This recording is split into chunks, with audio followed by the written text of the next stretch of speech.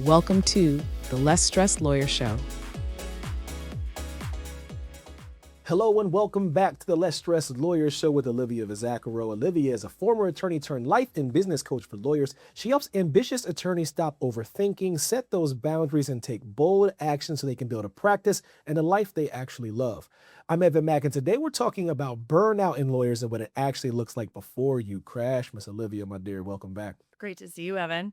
Good to see you too. So Olivia, what are some of the early signs, of burnout that lawyers tend to miss before it gets really serious? So avoiding the work is a big one that I see with people. And that was definitely the case with me when I started to really struggle with feeling burnt out before I had the ultimate crash landing of being pretty non-functioning. And I think people misuse the term burnout because they're still going through the motions of their everyday work life and still performing pretty much at the level that they're used to performing at. They're just feeling fatigued, perhaps, but you want to pay attention to how you feel. But the early signs of burnout will look like some avoidance. So are we having a really hard time getting out of bed in the morning? Are you, doom scrolling first thing in the morning for a couple hours? I used to do that when you used to be someone who got to the office relatively early. Are you putting off work that normally would have been a pretty light lift for you?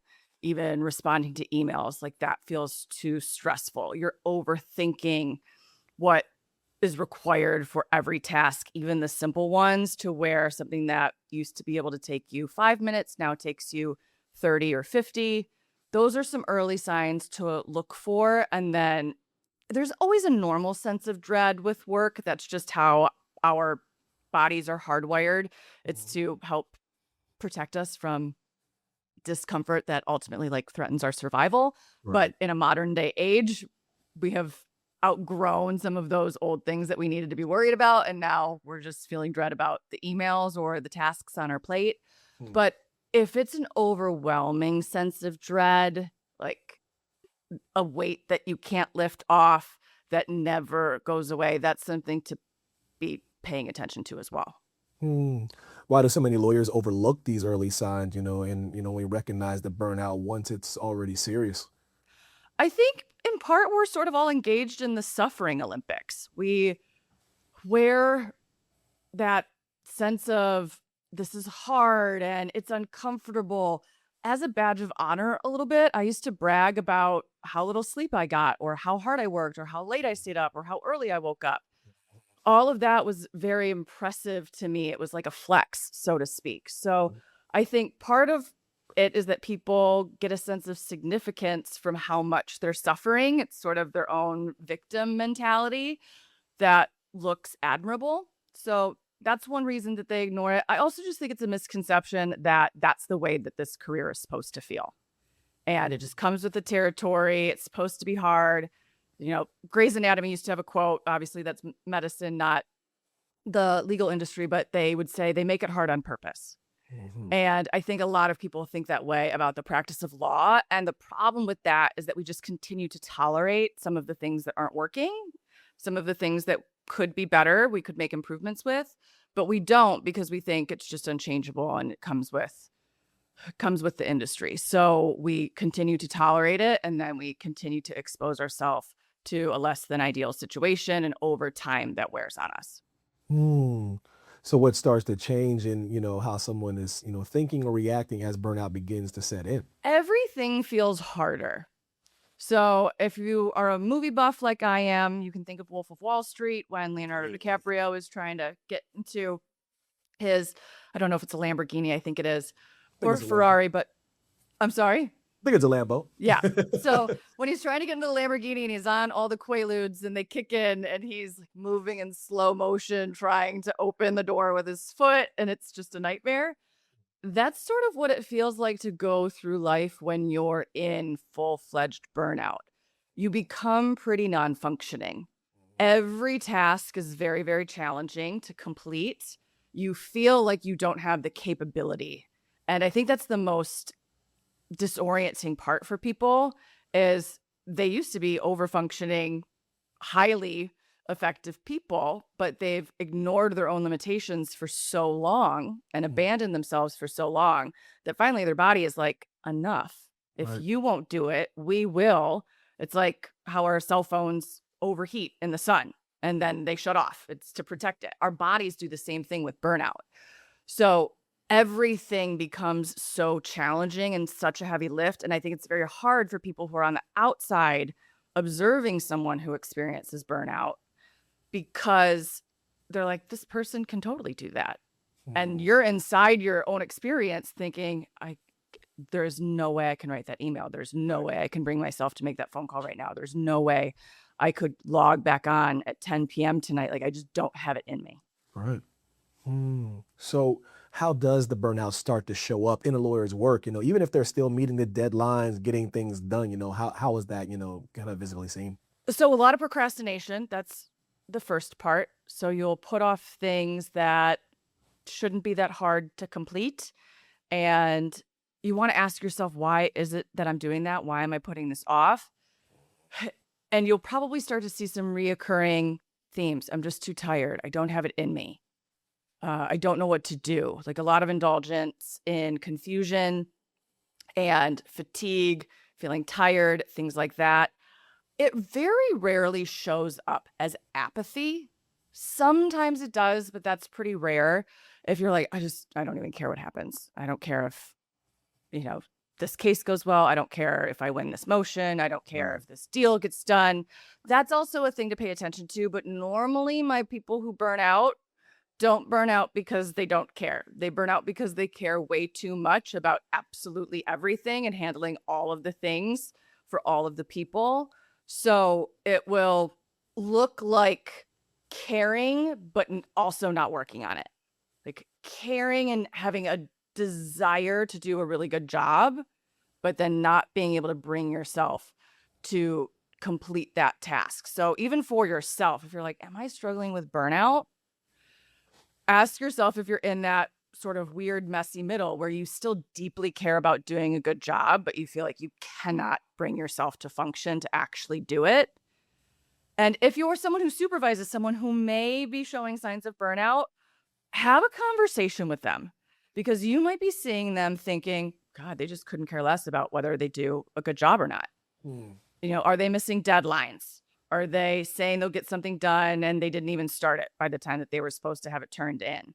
Those are some things to look for that's very discomfort avoidant, and that can be coming from procrastination associated with burnout. But if you're supervising them, ask, like, hey, where are you at? How you feeling? Right. It seems to me like you didn't really care about getting this done. Is that accurate, or would you describe it differently? And see what comes up for them. Some people might get defensive, but normally people who are like full-fledged burnout, if you give them an opportunity to have that honest of a conversation, like expect an emotional response, like tears. You'll see the care like come out of them because they know they're not reaching the level or the standard that they're expected to, whether that's their own standard or someone else's. And you'll see that they care, but this feels to them like a lack of capacity, a lack of capability in that moment. And that's normally the signal. So what are some of the common ways lawyers try to push through that burnout that actually make it even worse for them? Working more. That's the big one. Digging further, because they're already digging into fringe time here. Early mornings, late nights, weekends, but they'll dig further into that fringe time. And they're really expecting themselves to perform in a way that's not in alignment with the fact that they're a human being. So they think I can just do without sleep for as long as I need to, as much as I need to, until I get this work done, and then I'll be fine. And that really comes from that sprint-based mentality that we pick up when we're going to school, during exams, things like that. If you're working on a final paper, let me just cram and get this done, and then I get a break. But then we don't get a break because our jobs are infinite games. They're not finite games. So that's one thing that I'll see. They will also be telling themselves that they'll rest when they get caught up, but they haven't really defined what getting caught up looks like. So it's like the oasis. It's always out of reach. So you want to get clear on that. What do you need to complete by when? And then at which point will you rest? There will still be stuff on your plate. But if you're carrying all that rollover behind from several weeks ago, you're never going to get to that point. And they will also think that they'll just be able to get through all of it, that they'll be able to handle it. It will all be okay. That, yes, it's a sacrifice, but it doesn't take that big of a toll. So they'll keep abandoning themselves in that way, really ignoring their own limits. So what changes outside of work tend to signal that burnout is getting worse? Really not doing anything other than working. I see that with my clients all the time. The people who are really fried, they don't have social lives. They don't spend much time with their families. They don't do fun things on the weekend. They sort of, melt into the couch, and maybe they'll watch something, or they won't. They'll just sleep. But it really looks like work being the only part of their life. Work becomes their whole personality. And they don't feel like they have the bandwidth for anything else, because the weight of the emotion of their current experience is so heavy. Everything else feels like they just don't have it in them to do. So if that's where you're at, you're really unable to enjoy things. You pass on plans. When someone reaches out to you, you had plans and you cancel at the last minute because you just don't feel like it ever. Those are things to pay attention to. So what's the difference between being tired or stressed or, actually heading towards that burnout? Is there like a fundamental difference, or is there something that you see, something that you can kind of feel? So in addition to, not being able to just take a couple of days and catch up on your Z's, there really isn't a point where it gets better. So you never show up to the office feeling all right. You never show up feeling recharged, ready to go, more excited. So it's not just a bad day. It's not just a rough week. It's something that continues to go on. And if you ask yourself, like, what would I need to change in order for this to get better? People's answer is normally their job. And that doesn't mean you need to leave the practice of law, but catching up on rest over the weekend isn't going to cut it. And that's either because you're so beyond the point of exhaustion that your body actually needs like a sabbatical to recover, which is something that I recommend people do when they come to me like in full-fledged non-functioning burnout. Yep. You're not going to catch up on that over a weekend and come back with the motivation, enthusiasm, and drive that you once had. And you can also check in with yourself. Do I actually enjoy this work? Like, do I like it? Or do I feel like I'm white knuckling my way through it, punishing myself every day? If that's the case, this isn't a tired thing. This is a misalignment issue. Yep. So you want to not ignore the misalignment and actually recognize that the longer you stay in a misaligned situation, the heavier the toll that it will take on you. So there's not an upside here. There's pros and cons on both sides.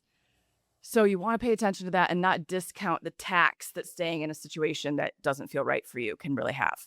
Yeah, you kind of talked about it though, but what tends to happen when someone ignores those early signs, and just kind of keep pushing at the same pace, even if they might be in a situation that, that's giving them that burnout? Yeah, eventually you'll reach a point where you can't go any further. Yeah. You will drive off the cliff, so to speak. And I used to actually have a business coach. She used to have this concept in business to help you like level set your expectations. She would say every 3 years, you're going to have a non-growth year. Like 1 year, you might double your revenue. The next year, you might double your revenue. But that third year, you're not going to double your revenue. You're going to have a non-growth year. And she would teach it that you should plan it that way. And her point was that like there's going to be some back-end systems work that needs updating as your business grows and evolves. So you can plan for the non-growth year, or it can happen to you in an unplanned manner.